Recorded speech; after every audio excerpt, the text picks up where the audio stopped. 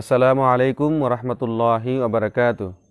ইন্নাল হামদালিল্লাহ ওয়াসসালাতু ওয়াসসালামু আলা রাসূলিল্লাহ ওয়া আলা আলিহি ওয়া আসহাবিহি আজমাইন, আম্মা বা'দ। কাছে দূরে দেশে প্রবাসে যারা এখন এই মুহূর্তে আমার সাথে যুক্ত হয়েছেন, আপনাদের সকলকে আমার পক্ষ থেকে আন্তরিক শুভেচ্ছা অভিনন্দন। সম্মানিত শ্রোতা মণ্ডলী, আমাদের ধারাবাহিক পর্বের রাসূল সাল্লাল্লাহু আলাইহি সাল্লামের যে সুন্নত পাগড়ি পরিধান করার ফজিলত এবং গুরুত্ব সম্পর্কে আলোচনা করেছিলাম। আজকে দ্বিতীয় পর্ব নিয়ে আপনাদের সম্মুখে উপস্থিত হয়েছি। আমরা সর্বপ্রথমে জানার চেষ্টা করব যে পাগড়ি পরিধান করা। দ্বিতীয় পর্বে প্রথমে আমরা জানার চেষ্টা করব যে পাগড়ি পরিধান করা ফেরেশতাদের নিদর্শন। আমরা যে পাগড়ি পরিধান করে থাকি এটা ফেরেশতাদের নিদর্শন। হযরত হযরত ইবনে আব্বাস, হযরত আলী রাদিয়াল্লাহু আনহু সহ আপনার প্রমুখ সাহাবী হযরত দাহিয়া কালবি সহকারে ওনারা কয়েকজনে বর্ণনা করেছেন যে হযরত আলী রাদিয়াল্লাহু তাআলা আনহু এবং হযরত আব্বাস রাদিয়াল্লাহু আনহু বলেছেন যে বদরের যুদ্ধে যখন ফেরেশতারা আপনার ৫,০০০ ফেরেশতা যখন মুসলমানদেরকে সাহায্য করার জন্য এসেছিলেন, তখন তাদের মাথায় সাদা পাগড়ি পরিধান করা অবস্থায় ছিল। আর দাহিয়া কালবি রাদিয়াল্লাহু তাআলা বলেছেন যে তাদের মাথায় কালো পাগড়ি পরিধান করা ছিল। তার মানে বোঝা গেল যে কেউ বলেছেন সাদা, কেউ বলেছেন কালো। এখন পাগড়ির কালো সাদা হোক বা কালো হোক সেটা পরের বিষয়। আমরা এখন যেটা জানলাম সে বিষয়টা হলো যে পাগড়ি পরিধান করাটা ফেরেশতাদের নিদর্শন। পাগড়ি পরিধান করা ফেরেশতাদের নিদর্শন। তাফসির ইবনে কাসির প্রথম খণ্ড ৪৩ পৃষ্ঠা। এবার আসেন হযরত ফেরেশতাদের যে নিদর্শন সে বিষয়ে আমরা জানবো যে হযরত জিবরাইল আলাইহিস সালাম কিন্তু পাগড়ি পরিধান করতেন।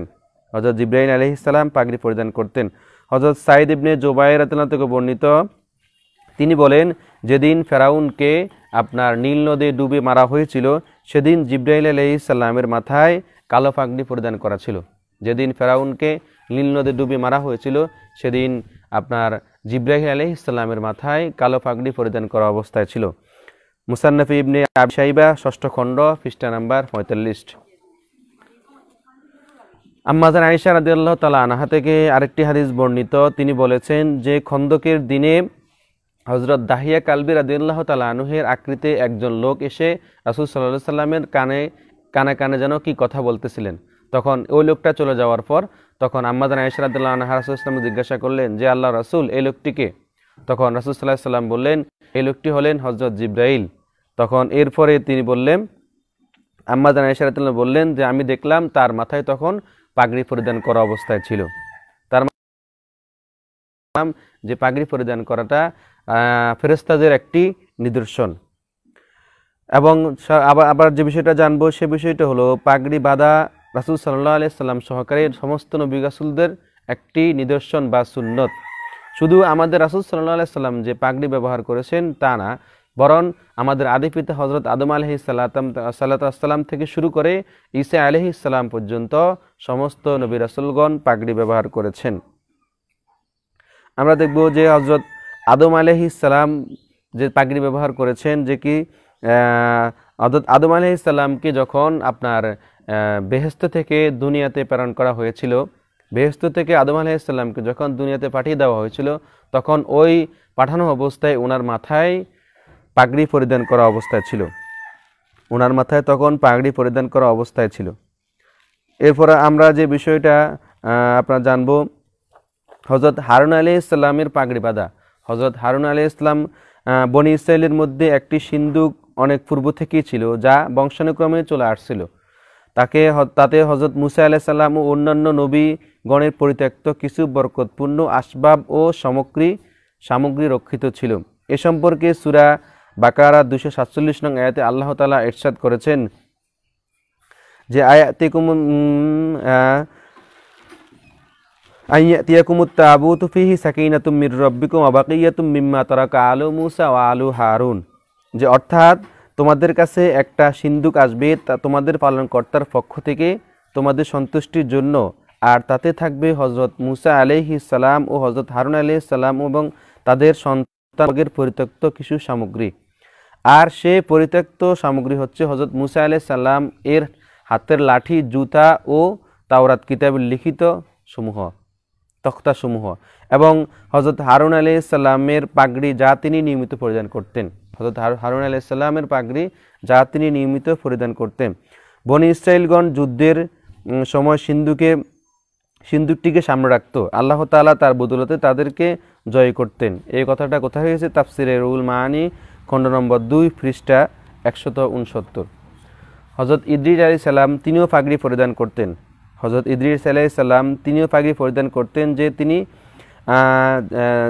ইদ্রিস আলাইহিস সালাম যিনি জীবদ্দশায় জান্নাতের অধিবাসী হয়েছিলেন, তিনিও নিয়মিত পাগড়ি ব্যবহার করতেন। বিশেষ করে জানাজার নামাজের সময় তিনি যে পাগড়িখানা পরিধান করতেন তাতে নিম্ন বাক্যটি লেখা ছিল যে আস-সাঈদু নাযারা লিনাফসিহি ওয়া শাফাআতুহু ইনদা রাব্বিহি আমালুহু সলিহাত, অর্থাৎ ভাগ্যবান সেই ব্যক্তি যে নিজের নফসের প্রতি নজর রাখে, আর পরওয়ারদিগারের দরবারে মানুষের জন্য সুপারিশ হলো তার নেক আমল সমূহ।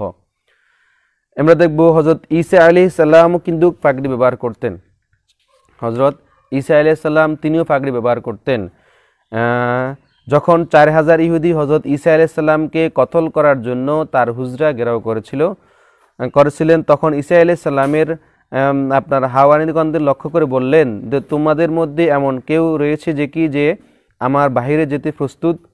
ইহুদিরা তাকে কতল করে ফেলবে আর সে আমার সঙ্গে জান্নাত থাকবে। অতঃপর তাদের মধ্যে একজন নিজের প্রস্তুতির কথা জানালে ঈসা আলাইহিস সালাম তাকে নিজের জামা পাগড়ি পরিয়ে দিলেন। ও জামা পাগড়ি পরিধান করে যখন বাহিরে গেলেন, তখন ইহুদিরা তাকে শুলিতে চড়িয়ে শহীদ করে দিল। এদিকে আল্লাহ তাআলা হযরত ঈসা আলাইহিস সালামকে আসমানে উঠিয়ে নিলেন। তার মানে আমরা যে বিষয়টা জানতে পারলাম, এই বিষয়টা থেকে যে হাদিসটা বুঝতে পারলাম, যে হাদিসটা থেকে হযরত ঈসা আলাইহিস সালাম তিনিও পাগড়ি পরিধান করেছেন। এবার আসেন সর্বশেষ আমাদের রাসূল সাল্লাল্লাহু আলাইহি সাল্লাম যে পাগড়ি পরিধান করেছেন, আমরা সে সম্পর্কে হাদিস দেখব। এই হাদিসটা কোথায় রয়েছে? মুসলিম শরীফ প্রথম খণ্ড 439 পৃষ্ঠা এবং আবু দাউদ শরীফ পৃষ্ঠা নাম্বার 563। হযরত জাবির ইবনে আব্দুল্লাহ রাদিয়াল্লাহু তাআলা আনহু থেকে বর্ণনা করেছেন যে তিনি বলেছেন যে হযরত রাসূল আকরাম সাল্লাল্লাহু আলাইহি সাল্লাম যখন মক্কা বিজয়ের দিনে শহরে প্রবেশ করলেন, রাসূল সাল্লাল্লাহু আলাইহি সাল্লাম যখন মক্কা বিজয়ের দিনে শহরে প্রবেশ করলেন, তখন তার শির মুবারকে কালো পাগড়ি শোভা পাচ্ছিল। হযরত জাবির রাদিয়াল্লাহু তাআলা আনহুকে বললেন যে রাসূল সাল্লাল্লাহু আলাইহি সাল্লাম যখন মক্কা বিজয়ের দিন মদিনাতে প্রবেশ করেছিলেন, মক্কা বিজয়ের দিন শহরে প্রবেশ করেছিলেন, তখন তার মাথায় কালো পাগড়ি পরিধান করা অবস্থায় ছিল।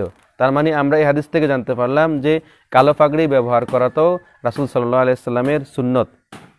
মুসলিম শরীফের প্রথম খণ্ড 439 পৃষ্ঠায় আমরা আরেকটি হাদিস দেখব যে হযরত জাফর ইবনে আমর ইবনে হারিস রাদিয়াল্লাহু তাআলা থেকে বর্ণিত, তিনি তার পিতা থেকে বর্ণনা করেছেন যে আন্না রাসূলুল্লাহ সাল্লাল্লাহু আলাইহি ওয়াসাল্লামা খতাবান নাস ওয়া আলাইহি আমামাতুন সাউদাউন, যে প্রিয় নবী সাল্লাল্লাহু আলাইহি সাল্লাম লোকদিগকে আপনার নসিহত করতেছিলেন, এমত অবস্থায় তার শির মুবারকে কালো পাগড়ি ছিল। তার মানে আমরা এই সহিহ মুসলিমের এই হাদিস থেকে জানতে পারলাম যে রাসূল সাল্লাল্লাহু আলাইহি সাল্লামে কালো পাগড়ি ব্যবহার করেছেন। আমরা আরেস দেখব, যা রাজুলুন ইলা ইবনে উমর ক্বালা ইয়া আবা আব্দুর রহমান আল আমামাতু সুন্নাতুন ক্বালা নাম, অর্থাৎ হযরত আব্দুল্লাহ ইবনে উমর রাদিয়াল্লাহু তাআলা জিজ্ঞেস করলেন যে পাগড়ি বাঁধা কি সুন্নত? তখন তিনি বললেন হ্যাঁ, পাগড়ি পরিধান করাটা সুন্নত। অন্য একটি বর্ণনা রয়েছে যে হযরত শায়েখ আব্দুল হক মুহাদ্দিস দেহলভী রহমাতুল্লাহ আলাইহি তরজমায়ে মিশকাতে তিনি লিখেছেন যে জেনে নাও পাগড়ি পরিধান করা সুন্নত। তিনি বলেছেন যে পাগড়ি পরিধান করাটাও হলো আপনার সুন্নত। এছাড়া শায়েখ আব্দুর রাউফ মুনাবি রহমতুল্লাহ আলী শরহে শামাইলে মধ্যে এবং হযরত বাইজুরি রহমতুল্লাহ আলী আল মাওয়াহিবুল লাদুন্নিয়া গ্রন্থে লিখেছেন যে আল আমামাতু সুন্নাতুন লিসসালাতে অবিকস্তিত তাজাম্মুলিল আল আখি, যে পাগড়ি ব্যবহার করা সুন্নত, বিশেষ করে নামাজের মধ্যে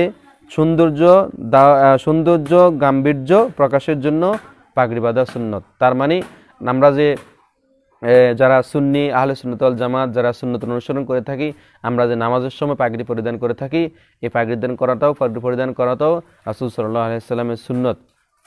অনেকে আছে রুমাল ব্যবহার করে মাথার মধ্যে, নামাজের মধ্যে রুমালকে পাগড়ি হিসেবে ব্যবহার করে। না, রুমাল তো রুমাল আর পাগড়ি কীভাবে হবে?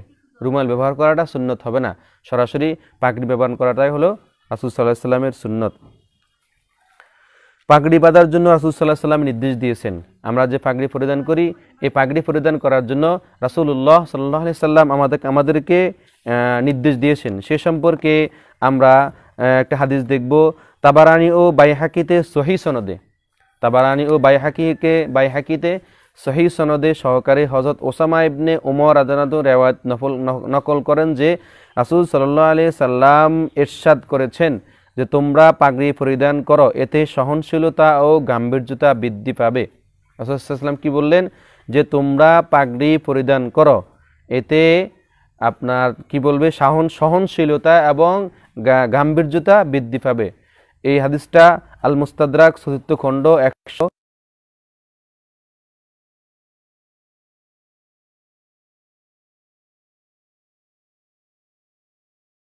আমরা আরেকটা হাদিস দেখব মেশকাত শরীফ 377 পৃষ্ঠায় একটা হাদিস রয়েছে যে হযরত উবাদাহ ইবনে সামিত রাদিয়াল্লাহু তাআলাকে বর্ণিত, তিনি বলেন যে রাসূলুল্লাহ সাল্লাল্লাহু আলাইহি সাল্লাম